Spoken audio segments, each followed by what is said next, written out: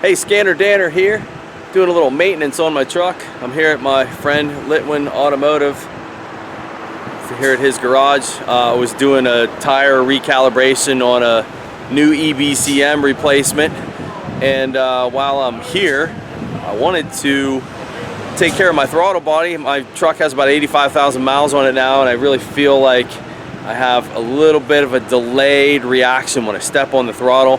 My son's been telling me that too. He's kind of like, Dad, whenever I drive your truck, it's like nothing, then it's like, rah. So I have some before numbers here that you're looking at right now. These would be the throttle angle of the vehicle with it warmed up and running, and we're gonna do some comparisons before and after cleaning this throttle body. And I found one of the data PIDs I found interesting was this compensation percentage that it shows. So I'm anxious to see what that looks like after. So let's clean this throttle body, see what it looks like.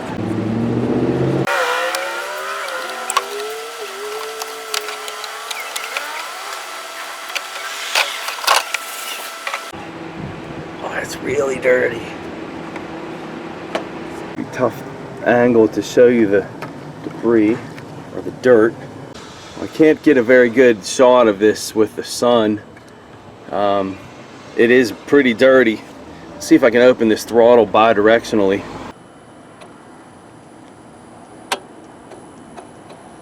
Sweet.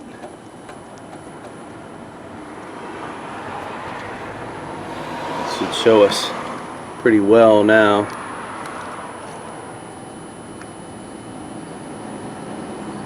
See the black ring around there?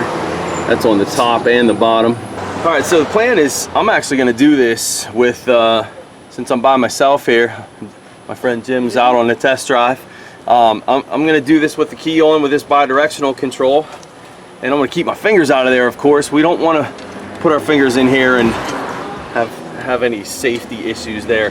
Probably the best thing to do would be to have this key off, unplug the throttle body, maybe manually open it. That'll keep your fingers from getting broken. I don't know if this thing has enough oomph to break your finger, but we don't want to take chances there. I'm not putting my fingers in there. So just using some carburetor cleaner and an old toothbrush.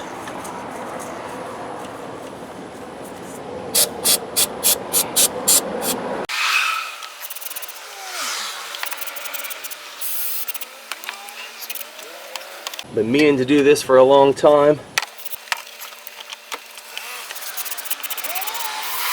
So we're clear. I'm not worried about what's way inside of there. I'm only worried about the lip of the throttle body, or of the throttle plate, the lip, and then the area where the throttle plate closes. That's all I'm worried about. Cool. Now I'd normally go in there and wipe this out with a rag, but I'm not putting my fingers in there while this circuit's alive and active.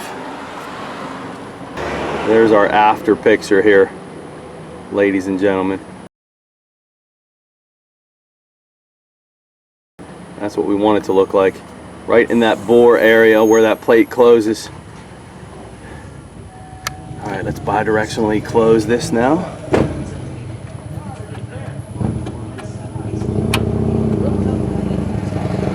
Front face of that is a little bit dirty, which really means nothing, but we'll hit it anyway. Get the carbon off of that, wipe it out, hit return, exit. I heard yelling, I heard beep, beep, beep. I'm like, who the hell? Now, is there a reset for the throttle body? There we go, our idle relearn, we're gonna do that. All right, let me put this back together.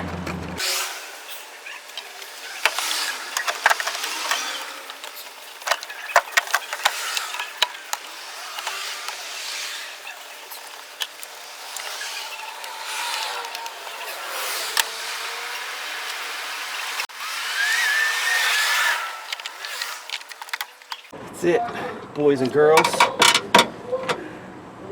All right, so starting it up.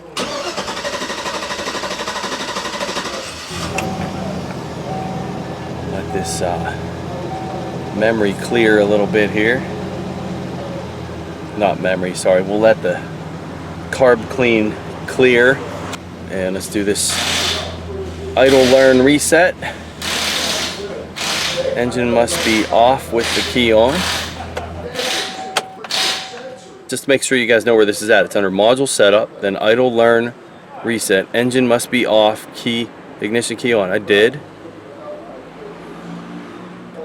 It's weird, it goes to this screen. Oh, top right corner says reset. Let's hit reset.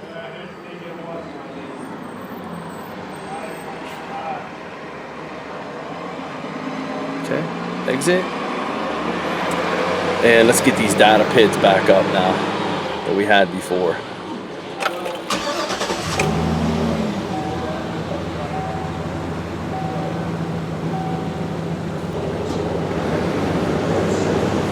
I had the air on before too, so you can see the befores and afters. We'll compare these two side by side, but what I should have done is showed the throttle body idle airflow compensation percentage. It was 37%, now it's at 0, but I would have liked to have seen that number.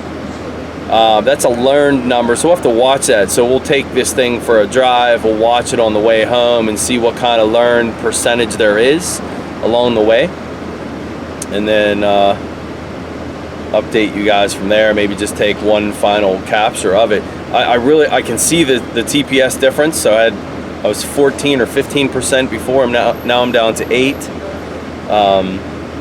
I'm pretty sure the throttle actuator motor command of 18% was the same. Definitely an improvement on my idle control.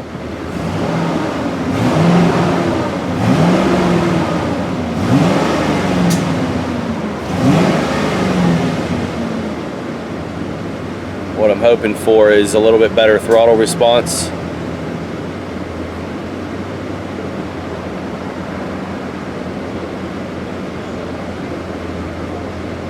In particular when my wife and my son drive my truck.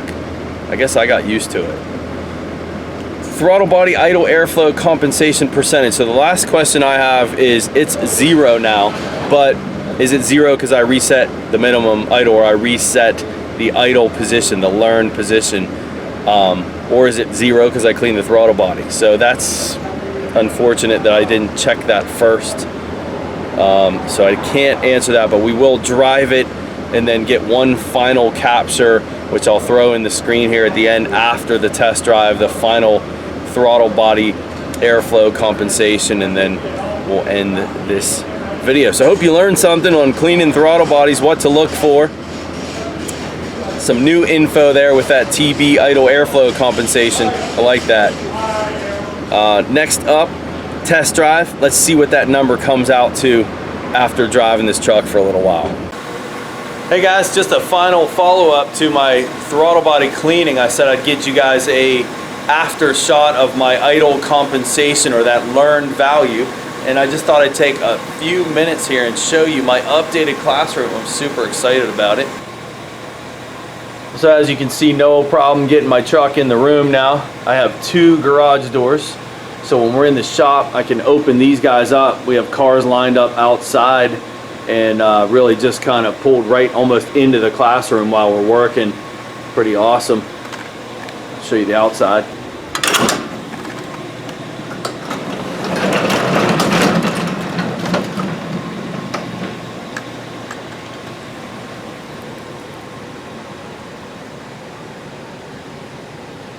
Right, outside view of the classroom, outside the garage doors. It's pretty sweet.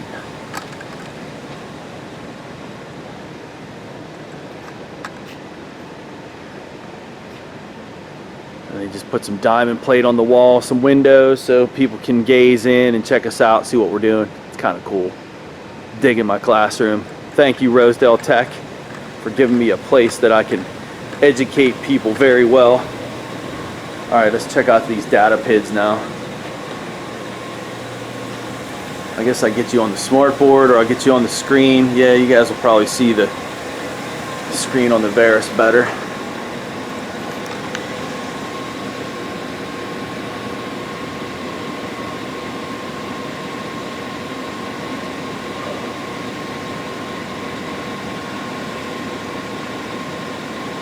Alright, so my truck hasn't been running all that long, but my engine temperature is 195. My desired idle is 600 as opposed to, I think, 500 when we looked at this last. Just a little bit longer of a run time. You see my throttle angle, desired TP is 5%, so I'm looking up here, this top one. Desired is 5% and the indicated is 5%, so that's good. I don't remember the numbers before we started. I know they were close to 20. And the main one I wanted to focus on was this throttle body idle airflow compensation percentage. And you guys saw the numbers when it was dirty. And then after I cleaned it, I believe that was a 0 number. And now what we're looking at, guys, is probably about maybe 1,000 miles or so since I cleaned the throttle body.